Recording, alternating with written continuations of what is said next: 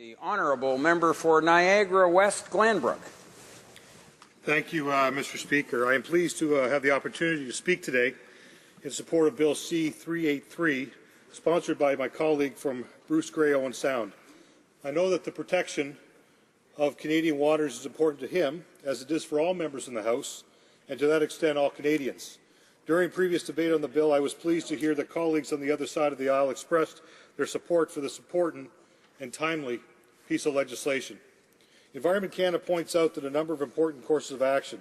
Managing Canada's water resources, which represents about 7% of the world's renewable fresh water, or about 20% of the world's fresh water, is found in Canada, and everyone is responsible. We want to ensure that our water resources are used wisely, both economically and ecologically. And also, we want to manage the resource because various users are competing for the available supply of water, fresh water, to satisfy basic needs, to enable economic development, to sustain the natural environment, and to support recreational activities. Environment Canada is also correct in its indication that it is necessary to recognize these needs and promote the use of fresh water in a way that recognizes its social, economic, and environmental benefits. I am sure all members of this House will attest to the notion that the waters that surround and are encompassed within Canada are of the utmost importance to Canadians.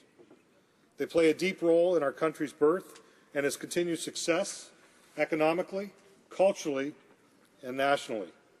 During my tenure on the Standing Committee on International Trade, and as well as presently serving as chair of the Standing Committee on Foreign Affairs and International Development, I've come to understand and appreciate the protections we have in place for our water supplies. The Transboundary Water Protection Act will amend two acts, the International Boundary Waters Treaty Act and the International River Improvements Act.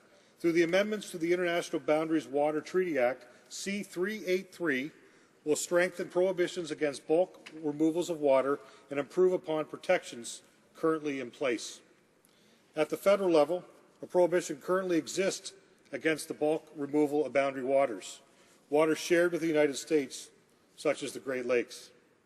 The new amendments in C383 add transboundary waters, those that flow across the border, to these protections. The changes found in C383 ensure that all waters that are under a federal jurisdiction are protected from bulk water removals, and they complement provincial protections that are in place to protect waters under their jurisdictions. Mr. Speaker, it is important to note that there are other elements of C383 that will strengthen protections against bulk water removals. Penalties and enforcement mechanisms will be strengthened under the International Boundary Water Treaties Act. Violations would bring penalties ranging from up to $1 million for an individual to $6 million for a corporation. These penalties would be cumulative, meaning that every day the violation occurs is considered a separate violation. Therefore, penalties can increase rapidly. While these fines provide a strong deterrence for violations of the Act, there is also the potential for further penalties that will allow the courts to add penalties for aggravating factors such as damage to the environment or profiting from any actions. These provisions would bring this Act in line with amendments made by our government to 9 other environmental protections statutes in 2009 through the Environmental Enforcement Act. Mr. Speaker, C383 improves on current protections by moving certain definitions and exceptions from the regulations into the Act itself. Bringing these definitions into legislation ensures that parliamentary approval will be required to make any future changes to the exceptions or definitions.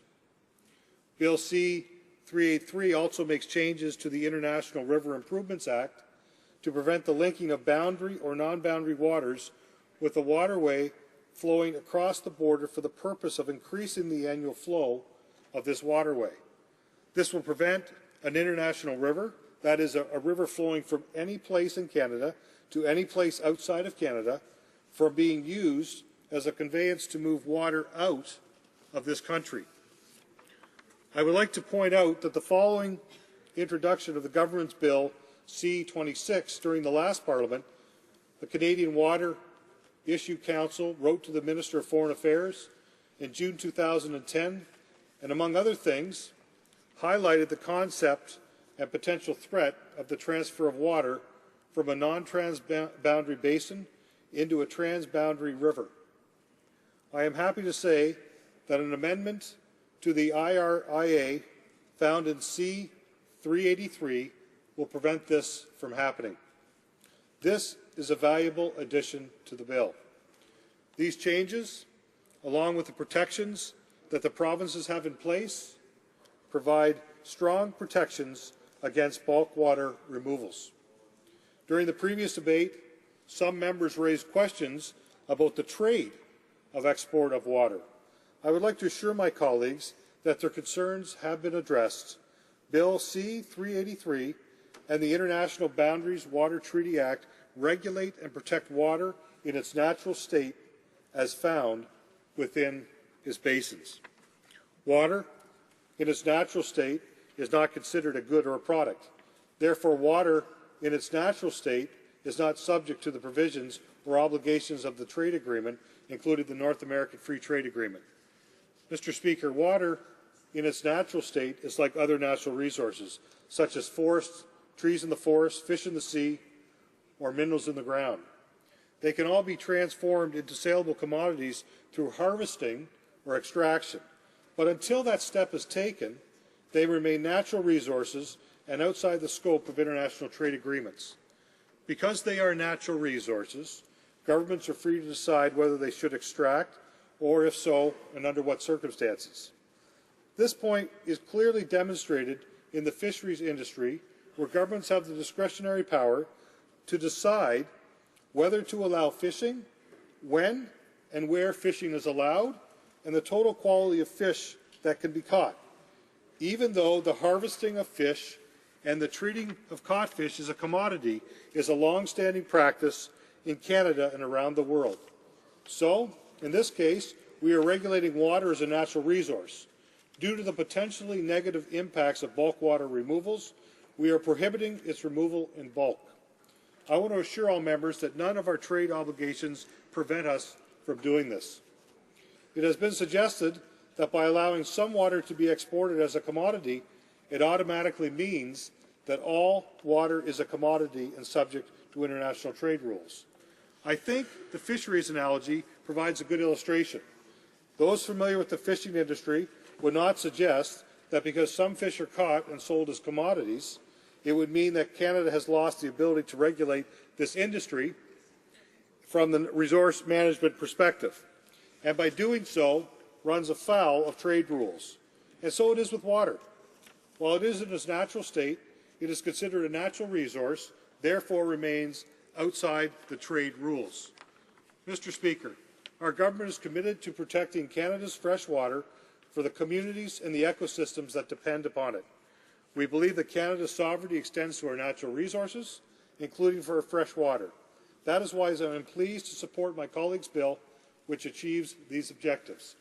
I would like to thank the members of this House for their support of the bill and for the desire to see it pass second reading and be referred to the Standing Committee on Foreign Affairs and International Development.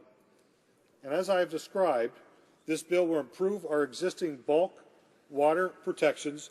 It would add transboundary water to the protections already in place for boundary waters.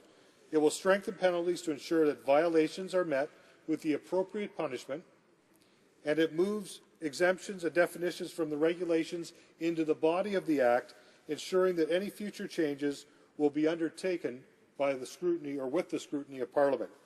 This bill provides the protections we need to prevent the harm that could result for the permanent loss of water from Canadians' ecosystems.